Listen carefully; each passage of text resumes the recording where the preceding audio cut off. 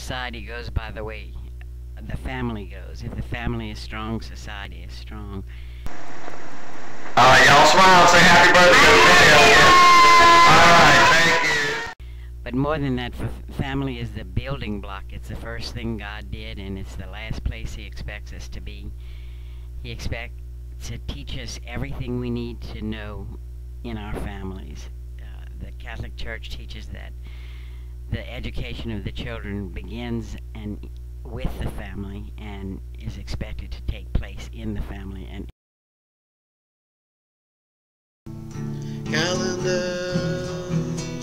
calendars meant so much to me. Dates when we dated, when you set me free. Life always had bad days, even when you were mine. This ain't no love song, baby, just a rhythm in time. Hello, my brother. What's your name? Simon Peter Emmanuel Summers. And what's your birthday? 1982, December 25th. What holiday is that? Christmas Day. And so it makes it a pretty neat birthday in some ways, huh? Yes, it does. Do you like going down to Mexico with the family and stuff? Yes, I do. What are some things you like about it? The holidays. Okay. And do you have any special challenges in your life? Yes, and I also like the special time around special occasions in Mexico. Well, that's awesome. All right. Well, thanks for talking to me for a minute, Simon. We'll be seeing each other soon, huh?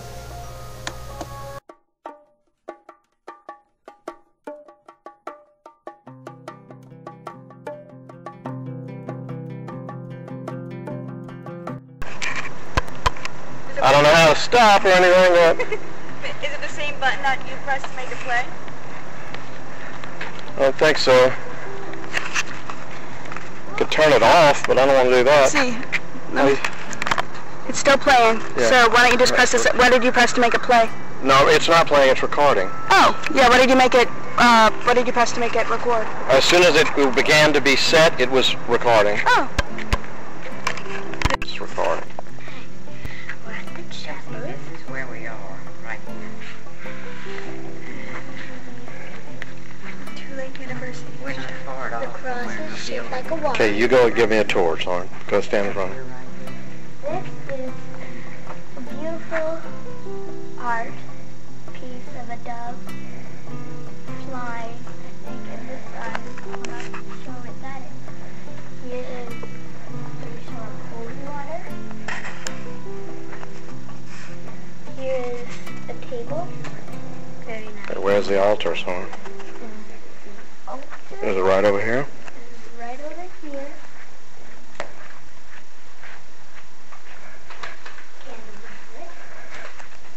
Here is tabernacle. Okay. We'll stop the tour with that and see if I can. All right, where are we, Annika? At the dance Zoom in with me, sweetie. We got to be on the picture. Loyola University. Yeah. Well, I love you, and I'm happy to be here with you.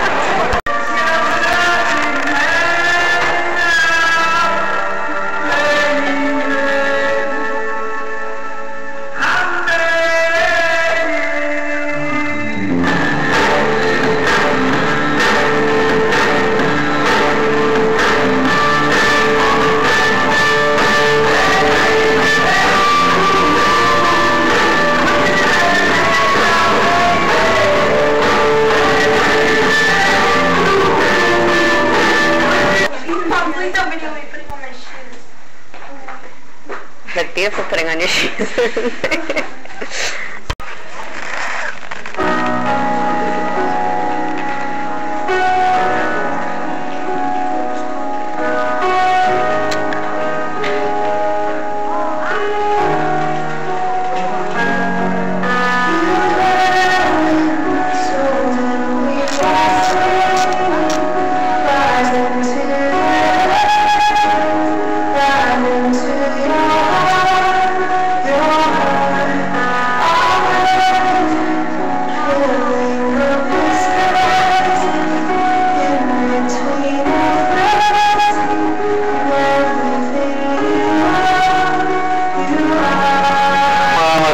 cheeseburger.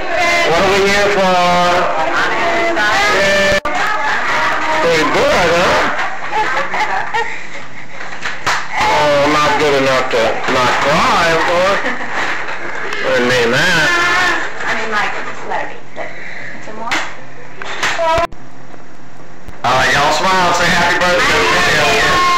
All right, thank you.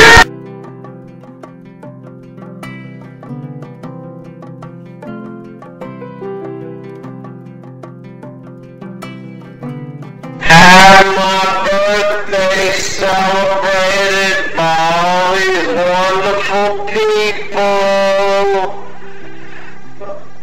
This is Susanna and Mary and their children. Say we love you, Mo!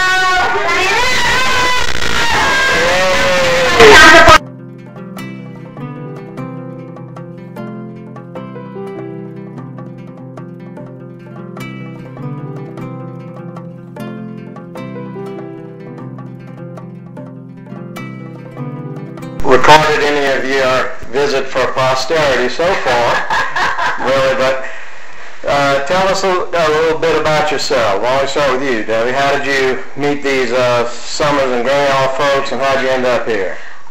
Okay, they came to Singapore almost 10 years ago. I had the privilege of meeting them then.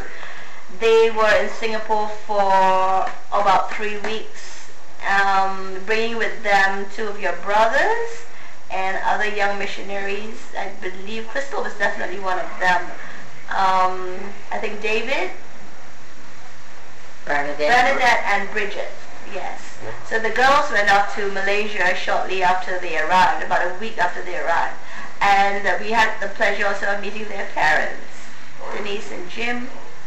And yeah, so they stayed with the families, and the girls had stayed with my sister, so I got to know them quite well. And when they moved out, your brothers came and did a prayer session with us, with my youth group. They came to also do a couple of retreats after that. Subsequently, I think we saw Joseph and David on 1 or 2 more occasions when they were at the Philippines. Okay. Of documentary films, because he hired a few professional actors for minor roles.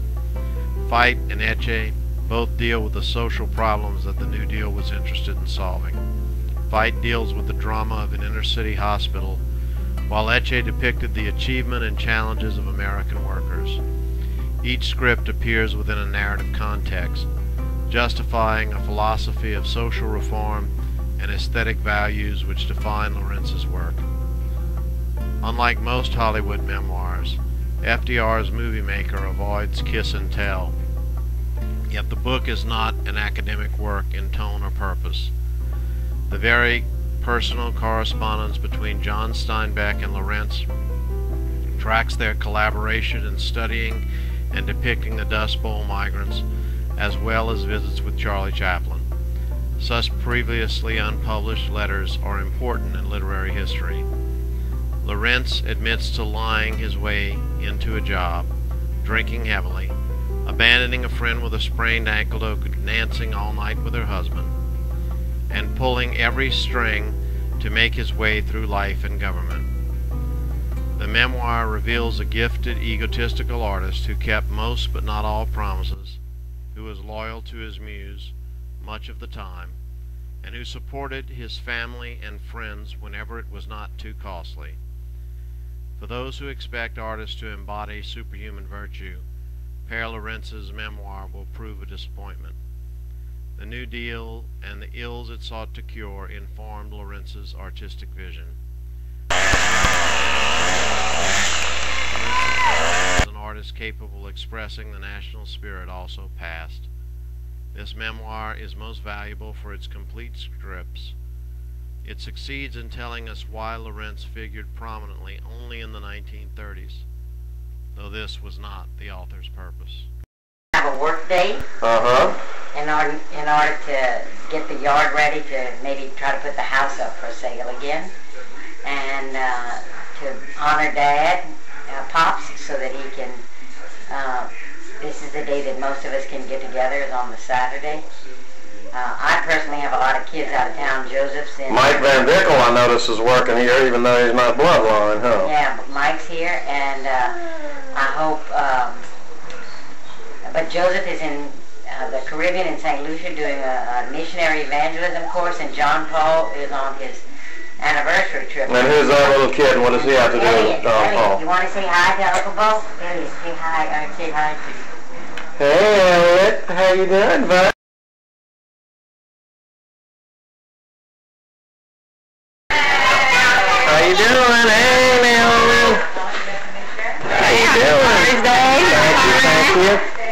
Listen, Mary, I hardly saw y'all. Did you give me a card, Chris? Did you write me a card?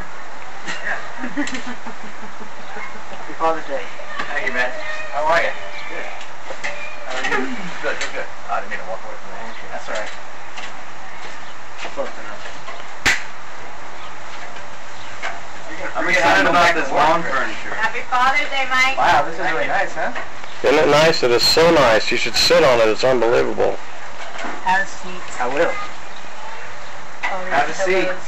This doesn't feel like outside. Once you start turning, it feels like it goes on. I know. I think there's It's like way. In some ways, all the many places that I've traveled to have been as much defined by their foodways as by anything else about them.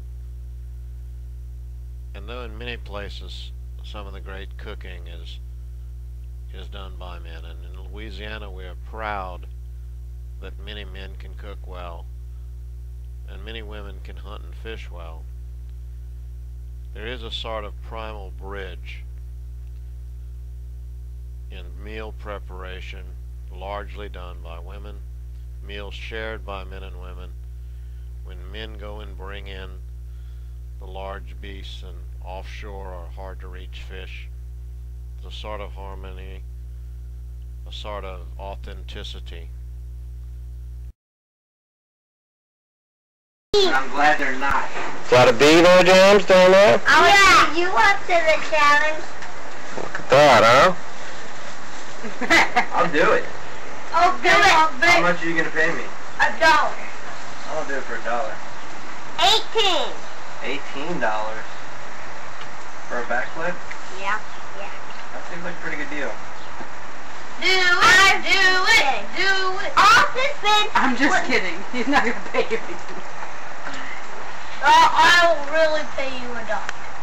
Is that a football like In your hair.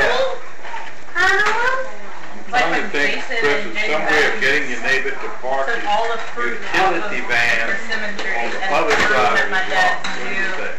Birdhouse. the Park that van right in front of your house. yeah, that truck? Yeah. I know. Technically it's his, that's his yard. Yeah, I know, but Yeah, we get so aggravated because the kids. My name is Eric Baque. I'm from Ville Platte, Louisiana, home of the Smoke Meat Festival and Cotton Festival. I'm 24 years old. In the last 3 years I've done missions, and one of my mission posts I lived the longest in was Philippines, on a large island called Mindanao. I've done various things there. One of the things that I think the Lord has blessed me with the most is ministry to the poor or the beggars of Bukidnon, and I've also been blessed to celebrate many things with them, like Christmas and their Kaamulan festival that they celebrate every year.